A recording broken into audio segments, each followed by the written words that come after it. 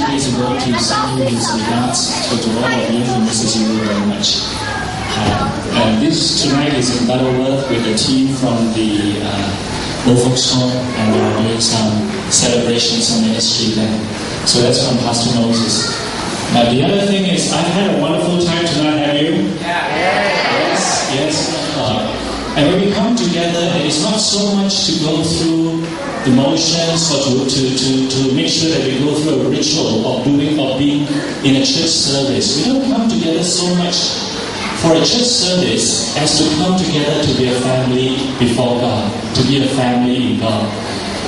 And that's what we seek to do every Sunday. We need to do 1, 2, 3, and 4, and every Sunday we must make sure we do that. It is not about that. It's really about family coming together, where God is in the midst of us, and the love of God binding us together, sharing with one another the love of God. This evening, I know that God our Father looks upon this and He is glad in His heart when He sees His children celebrating His love in the midst. I'm very sure that God our Father is gladdened in His heart about this evening, having seen what I've seen. Now I have to confess to you, I'm worried because our chairman, the chairman of this church. Some of you may not know him. He was that party boy who came out just remember the guy? Let's party! And he's the chairman of this church. I'm worried, man. And I have to say I'm doubly worried because I realize now that his wife is the shopping girl of this church. I don't know if right now we need to pray for the children of this family.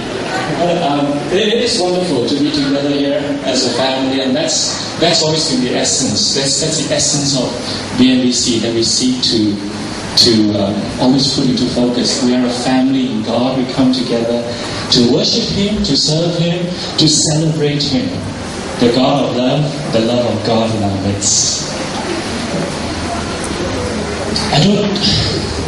And one of the things I've always said to this church is we don't need every Sunday to have a time set aside for a sermon. And by a sermon, we mean that let's get all the other things out of the way, our songs, our music, our prayers, get that out of the way, and then now is the time for the sermon. No, you don't. I have to say to you, as I've been going through this night with you, I think there have been sermons preached already. Sounds the same. In the sketches, even in a magic show, that was a wonderful sermon, was it not? Amen. Where are you, Shannon? We should have the Word of God placed in our midst, and we interact with one another over that Word. And I think tonight, in our songs, in our music, in our dances, in the sketches that we did, even in the magic show, in all of these, I've heard again and again the Word of God proclaimed, the love of God, who Jesus is. If you have missed in any way tonight's message, is about what is Christmas all about. And Christmas is about Jesus Christ, the light of the world sent by God. That we who once walked in darkness now know the light and see the light, and we live in the light. To our friends here today who do not know Jesus Christ or the God who is in Jesus Christ, I just want to say to you, for my brothers and myself, and my sisters in this church, we always talk to you about how we want to share Jesus Christ, the love of God with you, and we want you to be able to know this love of God that is in Jesus Christ. And we pray that you will open your life to Jesus. Because we say to you, look, if you don't do that, and if anything should happen to you tonight, the Chinese way of saying, if you die tonight, is to say, if anything should happen to you tonight, where will you be? And we always ask that question, where will you be if something happens to you tonight? Will you be in heaven or will you be in hell to die for sinners? And because of that, we are all saved from condemnation, from hell, from our ultimate destiny. And then heaven instead, heaven which is the presence of God for eternity, is the ultimate destiny of everyone who opens his heart to God in Christ Jesus. For all my brothers and sisters here in this church, Jesus, who has saved us, is not only a ticket to go to heaven.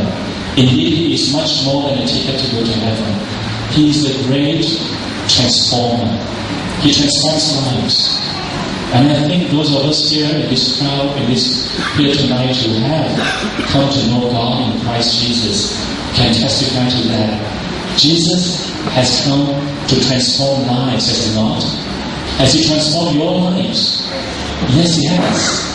I could sit here, I could stand here and tell you all night long about what my life used to be like before I knew Him, before He came into my life. That doesn't make me perfect now because of Jesus Christ. He's changed our lives, He's transformed our lives. But this is really the message of Christmas. We had the words here earlier, Emmanuel. Because the word Emmanuel is given to us in the Bible a long time ago, more than 2,700 years ago, when there was a prophet by the name of Isaiah who was given the word of God. And the word of God he gave to the people of that time was, the time is coming. The time is coming when God will come in a very special way. He will come in a very special way, and that name of that one who will come is Emmanuel, which in the Hebrew means God with us. A prophecy was given. A baby was born on a night like this. And that baby turned out to be Emmanuel, God with us. And in that baby, God came into our midst. I still get astounded when I consider that there was a baby who came in our midst, and this was God in the flesh. He came to be with us, the scriptures say. He came to do many things, to take upon Himself our sins, our lives, all our hopes, all our dreams, all our aspirations. He came to take that upon Himself. God Himself came. Emmanuel, tonight we celebrate that coming. Much of tonight, I was thinking as events were going on and we were having such a wonderful time, I thought this will be the first year when BMEC will have a Christmas service over 2 days.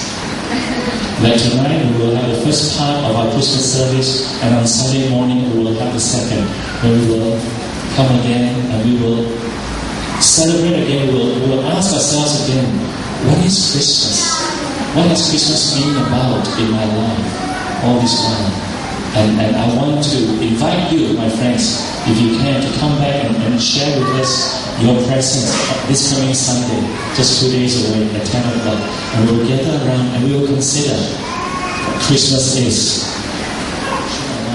We're all familiar with the picture that we have of Christmas. That there is this baby, and the parents beside the baby, there's a small light glowing, there's a small yellow light, and there are the shepherds who are gathered around the baby. And there are animals, there are cows and goats and chickens all gathered around, because the Savior of the world, the Bible tells us in this amazing story, was born in a manger. We're familiar with it, but I invite you tonight, baby, and you consider the story of Jesus Christ. That God would love you, would love me so much that He wants us to take upon Himself our burdens. All of us. No matter what sort of life we have lived, no matter what sort of mountains and hills are before us that we have to climb, what sort of valleys we have to go through, how low we're going to go through, God says, you will not go through that alone, but I shall be with you every step of the way. With us. Have you considered sometimes why we Christians, we always say Jesus is God with us, Emmanuel. But the Bible does not say God for us. Rather it says God with us. I've often thought about this because as I look at the thing, I realize that God is for us. That's why He did all these things for us. He is for us. He wants us to overcome the penalty of sin, to overcome the power of sin in our lives. He's for us. Yet the Bible does not describe Him as God for us, but rather as God with us.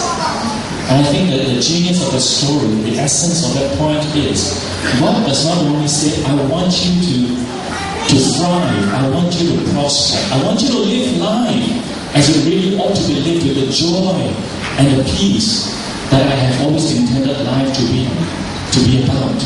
I want you to have that. But I will not do it just by dying on a cross for you and say, now you're here, now you're on your own. God for you. But no, the Bible says, not only God for you, but God with you. Treasure the greatest revelation that I have personally understood and received. Christ. If you look at life and you say, why is life so bitter and hard and lonely? Then I say to you, there is only one answer, and that is God. There is no other. But what's not a God? Not a God who is far away, who has created us and looks down upon us now and says, well, I've saved you. Now let's see what you can do. There's not a God who says, I have saved you, but you will still go through difficulties and hardship. And at times you will ask yourself, what is the meaning of life in all this? And I want you to know that every step of that way, I am with you. I am closer to you than anyone can ever be. Together around the crib tonight, and we see this baby. Many of us, we will be moved in our hearts. We will be moved to praise Him. And I just want to say, if you are moved to praise Him with your heart. You are moved to pray to Him. And I say, if you are moved to pray to Him without any self-consciousness. You know, sometimes we pray, we wonder what people will think about us. But no. Pray to Him without any self-consciousness. God is in our midst. You will be moved to worship Him. And let worship be again from the heart tonight. Christmas. God with us.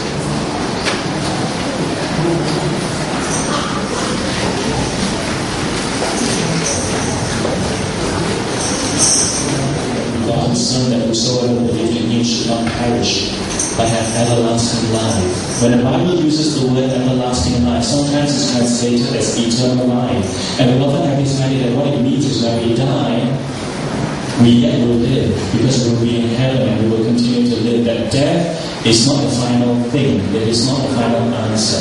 So we think about eternal life in terms of time, and we go on and on beyond death.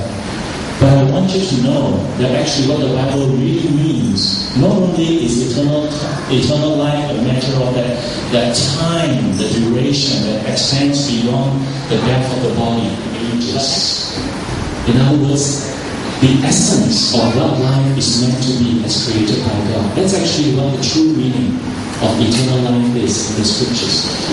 God saves us through Jesus Christ, that now, in this very life, we may know life as it is made to be lived. We may know the life of life, the life of the ages. That's eternal life, here and now, given to us because of Jesus Christ. Let's sing this song as we remind ourselves what Christmas is really about, the love of God. And ultimately, as we see in the end of the song, it's about Emmanuel. God has come to be with us. And there is no greater thing we could ask. Amen? Amen.